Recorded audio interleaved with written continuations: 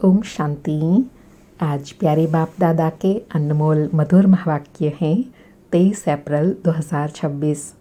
आज की मुरली के सार में मोस्ट बिलवेड भोलानाथ बाबा ने याद की विधि बताते कहा कि सदा स्मृति रहे, हम बाप दादा के सन्मुख हैं। जितना प्यार से याद करेंगे उतना लगन बढ़ती जाएंगी, विघ्न खत्म होते जाएंगे। बाबा कहते हैं मन मना भव, बाप को याद करते रहो।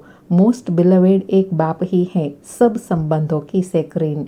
बाप तुमको सब पुरुषार्थ का एवजा देते हैं, सब संबंधों का लव देते हैं, कितना सुख देते हैं, इतना सुख और कोई दे न सके।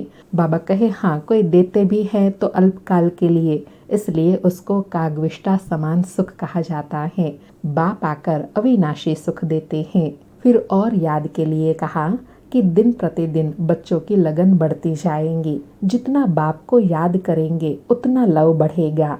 मोस्ट बिलवेड बाप है ना। बच्चे कहते भी हैं, वायदा करते हैं, बाबा जब आप आएंगे तो और सबसे लव छोड़कर एक बाप के साथ लव रखेंगे। और साथ में विशेष कहा कि माया चाहती नहीं है कि यह मुझे छोड़कर बाप को याद करे, इसलिए माया विघ्न डालती है। वह चाहती है कि देह अभिमानी हो, मुझे लव करे, इसलिए विघ्न पड़ते हैं। तुमको अब विघ्नों को पार करना है। और साथ में भोला का भावार्थ समझाते हुए कहा कि मीठे मीठे रूहानी बच्चे जानते हैं कि अब रूहानी बाप हमको इस सृष्टि के आदि मध्य अंत का ज्ञान सुना रहे हैं। उनका नाम ही भोलानाथ है। बाबा कहे बाप बहुत भोले होते हैं, कितना बच्चों के लिए तकलीफ सहन करके भी बच्चों को पढ़ाते हैं, संभालते हैं। फिर बड़े होते हैं तो सब कुछ उनको देकर खुद वानप्रस्थ अवस्था ले लेते हैं। समझते हैं हमने फर्ज अदाई पूरी की, अब बच्चे जाने। ऐसे बाप संगम पर लायक बनाकर संपन्न बनाई स्वर्ग के मालिक बनाते हैं, संपूर्ण सुख के अधिकारी बनाते हैं। बाप फिर परम धाम चले जाते हैं अपने घर। तो बाबा कहे वह लौकिक बाप हद का भोला हुआ और शिव बाबा है बेहद का भोलानाथ। फिर ऊंच पद पाने का पुरुषार्थ बताते कहा कि एक तो विकारों का दान देना है, दूसरा बाप से जो अविनाशी ज्ञान रत्नों का धन मिलता है वह दान करना है।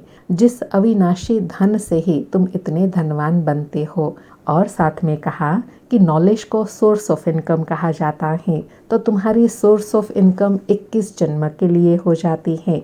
बाबा कहे नॉलेज से सोर्स ऑफ इनकम होती है, जिससे तुम राज्य पद पाते हो।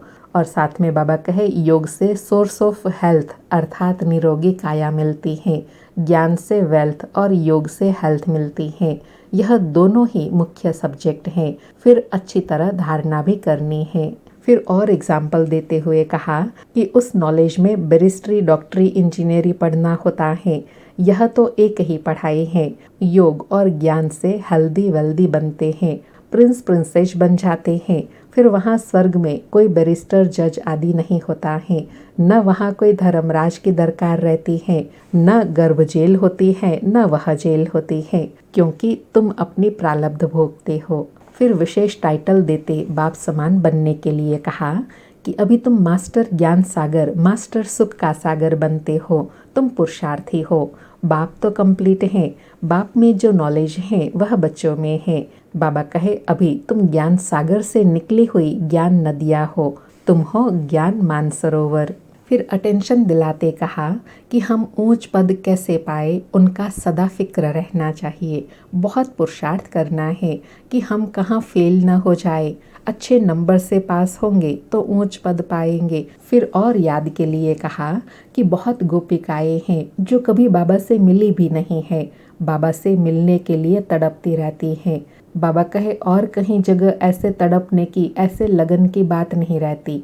यहाँ तो शिव बाबा से मिलने के लिए आते हैं तो अंदर कशिश होती है।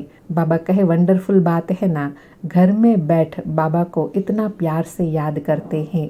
कहते हैं शिव बाबा हम आपके बच्चे हैं। फिर ड्रामा के पार्ट पर अटल रहने के लिए कहा कि ड्रामा में पहले से ही नोंधा हुआ है। ड्रामा में जो होता है सेकंड पास हुआ कहेंगे, कल्प पहले भी हुआ था। कल क्या होना है यह पता नहीं, ड्रामा पर निश्चय चाहिए। ड्रामा पर निश्चय होगा फिर कोई फिक्र नहीं रहेगा, नशा और सदा स्मृति रहे। हमको तो बाबा ने हुक्म दिया है, माम एकम याद करो और अपने वर्षे को याद करो। और लास्ट में विक्रम से बचने की विधि बताते कहा कि सदा स्मृति रहे, जैसा कर्म मैं करूँगा मुझे देख और करेंगे। आगे चल बहुत नाजुक समय होता जाएगा, तुम देखेंगे बाबा क्या क्या करते हैं। बाबा थोड़े ही सजा देंगे, धर्मराज द्वारा दिलवाते हैं। इसलिए बाबा कहे अभी तुमको ज्ञान का तीसरा नेत्र मिला है, तो कर्म अकर्म विकर्म की गति जानकर श्रेष्ठ कर्म करना है। सुनते हैं प्यारे बाप दादा के अनमोल मधुर महावाक्य। आज बाबा कहे मीठे बच्चे, भोलानाथ मोस्ट बिलवेड बाप तुम्हारे सन्मुख बैठे हैं, तुम प्यार से याद करो तो लगन बढ़ती जाएंगी, विघ्न खत्म हो जाएंगे। मीठे बच्चे, भोलानाथ मोस्ट बिलवेड बाप तुम्हारे सन्मुख बैठे हैं, तुम प्यार से याद करो तो लगन बढ़ती जाएंगी, विघ्न खत्म हो जाएंगे। आज मुरली से प्रश्न है, ब्राह्मण बच्चों को कौन सी बात सदा याद रहे तो कभी भी विकर्म ना हो। उत्तर में बाबा कहे, जो कर्म हम करेंगे हमें देख और भी करेंगे, यह याद रहे तो विकर्म नहीं होगा। अगर कोई छिपा कर भी पाप कर्म करते तो धर्मराज से छिप नहीं सकता, फौरन उसकी सजा मिलेंगी। आगे चल और भी मार्शल लॉ हो जाएगा। इस इंद्र सभा में कोई पतित छिपकर बैठ नहीं सकता। बाबा ने दो बातों की सावधानी दी। एक तो विकर्मों से बचने के लिए सदा स्मृति रहे, जो कर्म हम करेंगे हमें देख और करेंगे। और दूसरा, कोई भी कर्म छिपाकर करेंगे तो भी उसकी सजा तो मिलनी ही है। आज मुरली में गीत बजा, भोलेनाथ से निराला कोई और नहीं, ऐसी बिगड़ी को बनाने वाला कोई और नहीं। सारी मुरली से धारणा के लिए सार है। पहला पॉइंट, यह समय बहुत नाजुक है, इसलिए कोई भी उल्टा कर्म नहीं करना है।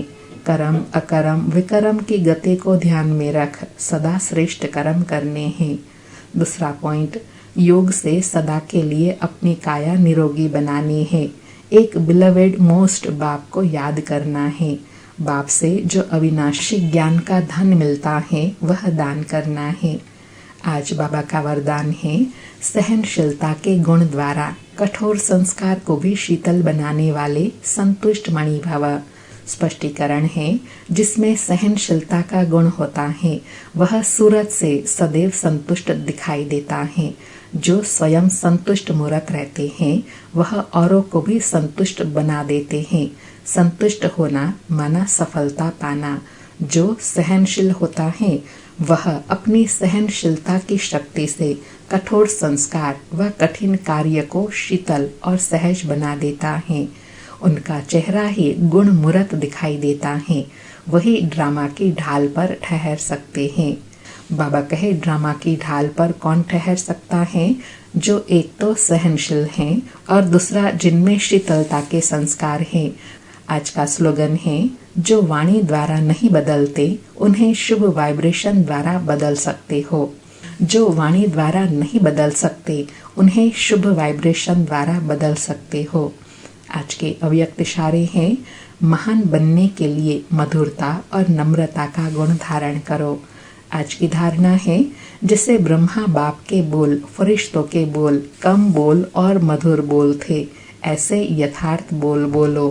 कारोबार के लिए बोलना पड़ता है, लेकिन वह भी लंबा नहीं करो। हर संकल्प बोल और कर्म में फॉलो फादर करो। हर बोल में मधुरता नम्रता की महानता हो।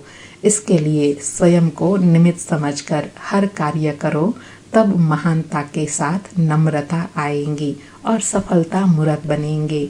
अच्छा, ओम शांति। शुक्रिया बाबा, शुक्रिया।